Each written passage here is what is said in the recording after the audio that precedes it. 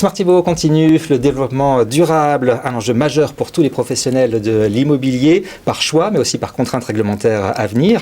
Bonjour Clémence Levent. Bonjour. Vous êtes directrice de Ethio Green Insight, c'est l'activité développement durable de votre groupe Ethio. Alors vos maîtres mots, c'est l'investissement responsable, bâtiment durable. Expliquez-nous exactement ce que vous faites. Alors, Ethio Green Insight, c'est l'activité dédiée aux enjeux du développement durable au sein du groupe Ethio. Ethio étant une société de conseil et d'assistance à maîtrise d'ouvrage historiquement spécialisée dans l'immobilier.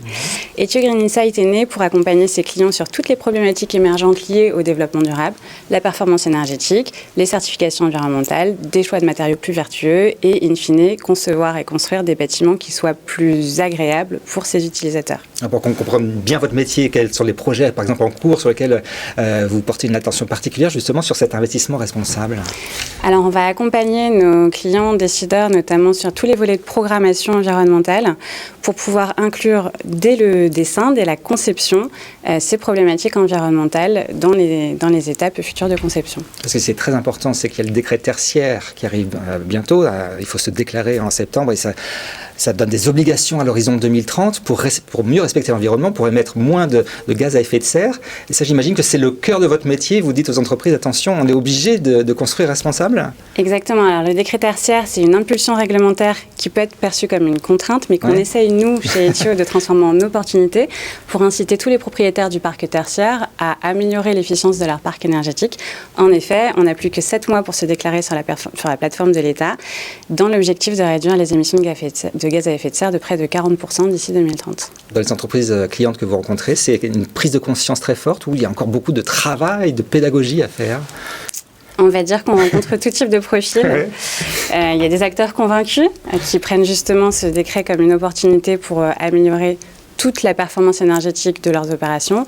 Et il y en a d'autres qui vont être un petit peu effrayés. Et donc, on est là pour les accompagner à toutes les étapes de leur projet. Alors, ce qui est intéressant, c'est que dans cette gestion immobilière, vous nous dites que les critères financiers, il n'y a pas que ça à prendre en compte. Il y a tous les critères environnementaux, sociaux, la gouvernance, ESG, ces fameux critères. Exactement. Ça change votre métier depuis quelques années? Oui, le métier change. En effet, on parle de plus en plus de due diligence extra-financière ou ESG, qui permet d'évaluer les actifs sous un prisme différent, qui prend en compte des critères qui ne sont pas palpables d'un point de vue financier, mais qui donnent de la valeur finalement aux actifs. Donc aujourd'hui, les investisseurs s'intéressent énormément à ces critères-là lors d'acquisition. Alors vous dites que ça donne de la valeur, mais ça a aussi un coût de construire plus responsable, etc. Donc comment se fait la balance? On est sûr que c'est rentable financièrement? Je pense qu'il ne faut pas voir le développement durable sous le prisme de la rentabilité. Évidemment, ça a un coût de construire de manière plus saine, de manière plus vertueuse, d'avoir une performance énergétique meilleure. Mais on va aussi avoir des économies, notamment des économies de charge. Et puis aussi, dans le cadre de tertiaire ou même de logement, on va fidéliser le locataire, qu'il soit utilisateur de tertiaire, de bureau ou locataire de logement, et ce qui va faire que, in fine, le bâtiment va quand même prendre de la valeur. Donc peut-être qu'il y a des coûts supplémentaires, mais ensuite des dépenses en moins, et surtout de la valeur, si on veut revendre plus tard ou des choses comme ça. J'imagine que c'est très important dans la gestion de son patrimoine à terme. Exactement. Alors vous dites aussi que le bien-être des usagers est fondamental. Alors ça paraît bête de dire ça comme ça, mais on n'a pas placé au centre l'usager dans l'immobilier ces dernières décennies? C'est une tendance qu'on voit émerger de plus en plus. C'est vrai que le développement durable dans le bâtiment, depuis une vingtaine d'années, s'est focalisé sur les aspects de carbone puis d'énergie, parce que l'énergie, c'est une facture, on la voit à la fin du mois. Et aujourd'hui, alors peut-être avec l'essor du Covid ou peut-être tout simplement les mentalités qui évoluent, on replace vraiment l'usager au cœur de la conception des bâtiments. Pourquoi ? Parce qu'en fait, on aura beau concevoir, créer, construire le bâtiment le plus vertueux et efficient possible. Si son utilisateur n'est pas convaincu et ne se comporte pas, entre guillemets, bien à l'intérieur de celui-ci, finalement, la conception aura été vaine. Donc aujourd'hui, c'est vraiment important, dans le cadre d'une conception saine, de penser avant tout à celui qui va utiliser le bâtiment et qui va vivre à l'intérieur. Et vous voyez aussi beaucoup la montée en puissance du co-living. Déjà, comment est-ce que vous définissez le co-living?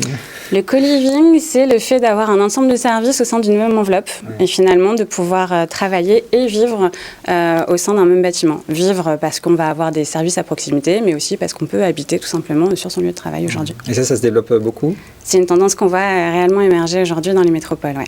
Alors, revenons sur votre activité. Ethio Green Insight et le groupe Ethio, vous allez recruter pour accompagner cette croissance, ce développement? Tout à fait. Alors, Ethio va souffler sa 10e bougie cet été. et est en forte croissance. On recrute donc du coup activement.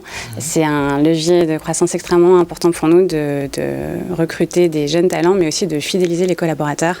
Voilà, donc, quel profil vous voulez recruter? On recrute principalement des ingénieurs, mais également des architectes. Alors vous avez aussi une problématique sur la logistique urbaine dans votre groupe. On parle du dernier kilomètre, hein, c'est là où il se passe beaucoup de choses pour la livraison de e-commerce, c'est là aussi où on peut aussi beaucoup polluer. Comment est-ce que vous travaillez sur cette logistique urbaine?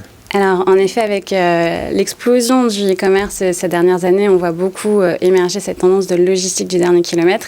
Et chez Ethio, on a la spécialité de pouvoir finalement répondre à cette problématique avec une vision globale et engagée, puisque la logistique urbaine, c'est une thématique qui se situe à l'intersection des 3 expertises d'Ethio, qui sont l'immobilier, puisqu'on se situe au cœur de la ville, qui sont la logistique, puisqu'on va parler de flux, et qui sont le développement durable, puisque c'est un sujet qui va se regarder sous le prisme du développement durable, avec un œil attentif sur le volet émissions de carbone.